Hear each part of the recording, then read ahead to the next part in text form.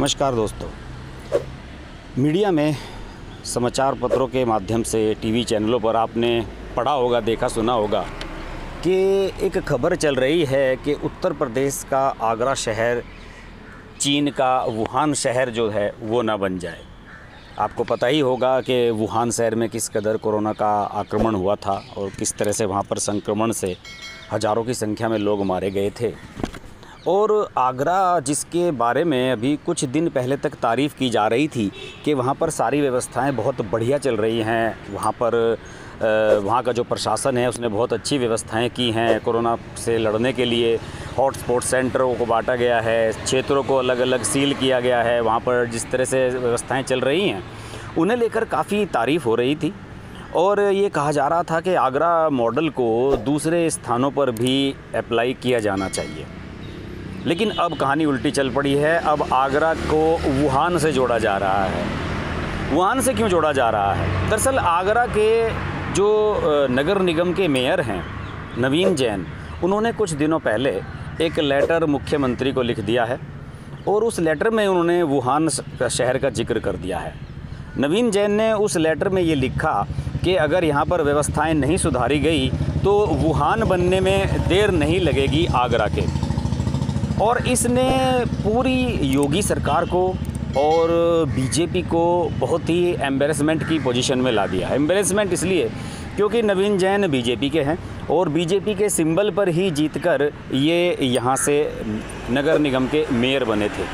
और अगर अपनी ही पार्टी का कोई व्यक्ति इस तरह की बात करता है तो पार्टी के लिए एक अजीबोगरीब स्थिति तो पैदा होती ही है।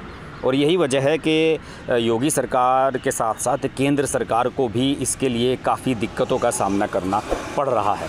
बहरहाल अब स्थिति ये है कि आगरा में प्रशासनिक अफसरों पर गाज गिरने की चर्चाएं तेज़ी से हैं। कहा जा रहा है कि वहाँ के जो डीएम हैं उनका तबादला कर दिया जाएगा।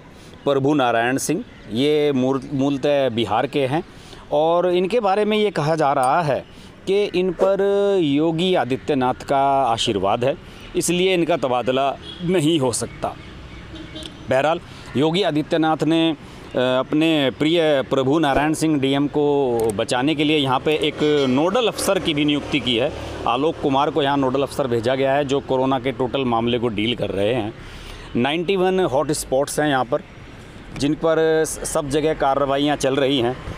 इस बारे में मैंने कुछ आगरा में पत्रकारों और अपने संपर्कों के माध्यम से जो जानकारी कलेक्ट की है उसमें एक चीज़ बहुत स्पष्ट रूप से निकलकर सामने आई है कि यहाँ पर जो स्वास्थ्य सेवाएं हैं उन्हें लेकर बहुत बड़े पैमाने पर लापरवाही बरती गई है।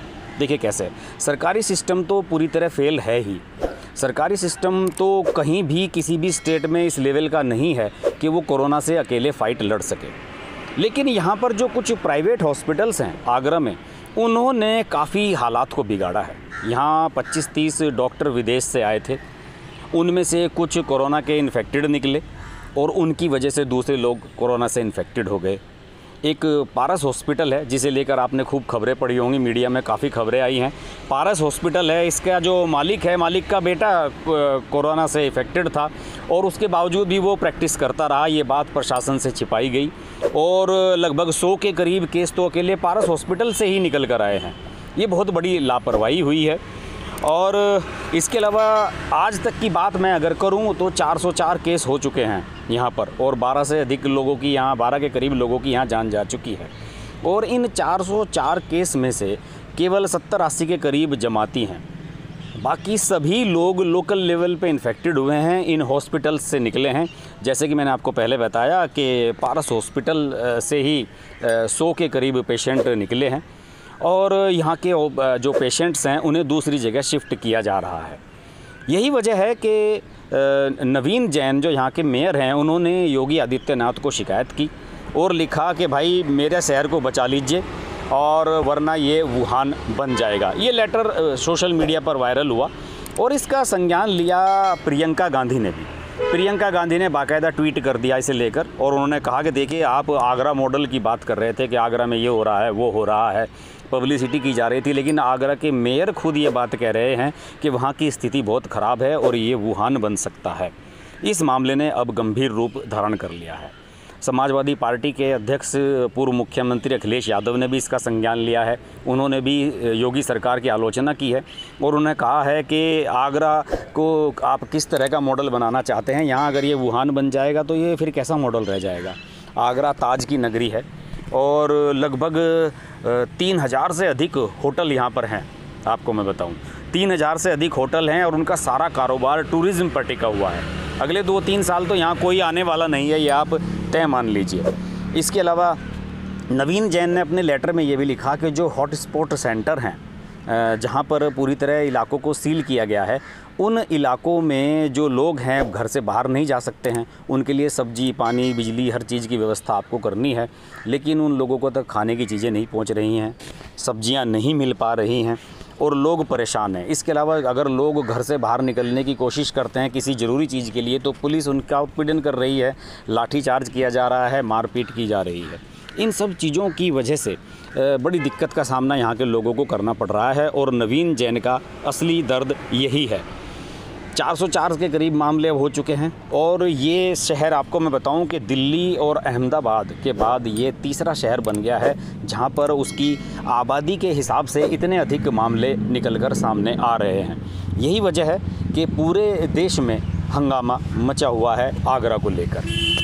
दूसरी ओर ये चीज़ें भी स्पष्ट हो रही हैं कि लापरवाही पूरे हर लेवल पर इस मामले में हुई है। जैसे कि आपने मीडिया में पढ़ा होगा कि जो रैपिड, हालांकि अब आगरा में बहुत तेज़ी से टेस्टिंग हो रही है और शायद उत्तर प्रदेश में सबसे ज़्यादा टेस्टिंग यहीं पे की जा रही है, क्योंकि यहाँ पर सरकार नहीं चाहता कि आगरा शहर को इस बदनामी का दाग झेलना पड़े कि ये वुहान बन गया और यहाँ की टूरिज़्म इंडस्ट्री बिल्कुल ठप हो जाएगी। दूसरी ओर जो रैपिड टेस्टिंग किट है उसका मामला बड़ा हो ही गया है। आपने देखा ही होगा कि रैपिड टेस्टिंग किट जो चीन से मंगाई गई थी उन्हें वापस भेजा जा रहा है। ये भी सामने आई है कि इसे बाहर से ICMR ने इसे इंपोर्ट कराया था और इंपोर्ट कराने वाली जो कंपनी थी, एजेंसी थी, वो थी मैट्रिक्स लैब। उसने चीन से ये मंगाई थी और रेयर मेटाबॉलिक्स नाम की कंपनी ने इसे इंडिया में डिस्ट्रीब्यूट किया था। इन दोनों कंपनियों का मामला अब high court, Delhi high court में पहुंच गया है और हाई कोर्ट में दोनों के बीच विवाद हुआ है पैसे को लेकर और इसके डिस्ट्रीब्यूशन को लेकर। क्योंकि सरकार अब इसके ऑर्डर कैंसिल कर रही है तो दोनों के बीच में झगड़ा हुआ है इस बात को लेकर। और अभी ये जानकारी सामने आई है कि 245 रुपये की ये किट 600-700 रुपये तक में बेची गई। देखिए, इसमें लगभग ये आया है कि 61% तक का कमीशन लिया गया और उसके बावजूद भी ये किट घटिया निकली। बहरहाल अब इस किट को वापस भेजा जा रहा है, इसके ऑर्डर कैंसिल किए जा रहे हैं। लेकिन देश को रैपिड किट, जो टेस्टिंग किट है, उसकी सख्त ज़रूरत है इस समय और देश में हालात सभी जगह आगरा जैसे ही लग रहे हैं। देखिए, हमारे यहाँ 736 के करीब टोटल डिस्ट्रिक्ट हैं पूरे देश में और उनमें से एक रिपोर्ट के अनुसार ये आया है कि केवल 123 ज़िले ऐसे हैं जहां पर एक भी वेंटिलेटर नहीं है। यानी कि वहाँ वेंटिलेटर है ही नहीं, न सरकारी में न प्राइवेट हॉस्पिटल्स में। और 143 ज़िले ऐसे हैं इनमें से 736 में से जहां कोई ICU बेड नहीं है। देखिए कितनी बुरी स्थिति है। यही वजह है कि आगरा के साथ साथ दूसरे शहरों पर भी उंगलियां उठ रही हैं। बहरहाल आगरा इसका मामला इसलिए हाईलाइट हो गया क्योंकि उत्तर प्रदेश की राजनीति की वजह से इस पर अखिलेश यादव और प्रियंका गांधी ने हमला बोला है। अभी 2022 में यहाँ चुनाव होने हैं। प्रियंका गांधी उत्तर प्रदेश की प्रभारी भी हैं, कांग्रेस की महासचिव हैं। अखिलेश यादव दोबारा से सत्ता में वापसी करने के लिए बेचैन हैं। तो उन लोगों के पास तो उन्हें तो अच्छा मौका मिल गया कि किसी तरह आगरा को लेकर योगी आदित्यनाथ को निशाना बनाया जाए। बहरहाल जो यहाँ के DM हैं प्रभु नारायण सिंह, उनके तबादले की चर्चा भी चल रही है। लेकिन कहा जा रहा है कि योगी आदित्यनाथ के वो फेवरेट हैं, योगी आदित्यनाथ के आशीर्वाद से यहाँ आए हुए हैं, उनका तबादला अभी नहीं होगा। बहरहाल तबादले से समस्या का समाधान नहीं होता है। असली बात है कि यहाँ पर व्यवस्थाएं दुरुस्त की जाएं और अगर जैसा आगरा में हुआ है ऐसी व्यवस्थाएं दूसरी जगह रहेंगी तो बहुत मुश्किल हो जाएगी। लोग हॉटस्पॉट सेंटर्स में बंद नहीं रह पाएंगे। लोग घर से बाहर निकलने के लिए मजबूर हो जाएंगे। जब उन्हें ज़रूरत की चीज़ें अंदर घरों तक नहीं पहुंचेंगी तो उन्हें दिक्कतों का सामना करना पड़ेगा। बहरहाल आगरा की स्थिति जो भी है वो सबके सामने है और आगरा की जैसी स्थिति दूसरे शहरों की न हो, हम इसकी उम्मीद करते हैं। हम उम्मीद करते हैं कि उत्तर प्रदेश की सरकार जागे, केंद्र की सरकार जागे और उन ज़िलों, उन शहरों को सीरियसली देखा जाए जहां पर मामले तेज़ी से सामने आ रहे हैं, जहां मामले तेज़ी से बढ़ रहे हैं। इस बारे में हम बात करते रहेंगे। आप देखते रहिए हर्ष की बात लाइव। नमस्कार। अगर आपको हमारी वीडियो पसंद आई तो हमारा चैनल हर्ष की बात लाइव सब्सक्राइब करें और नोटिफिकेशंस के लिए बेल आइकन प्रेस करें।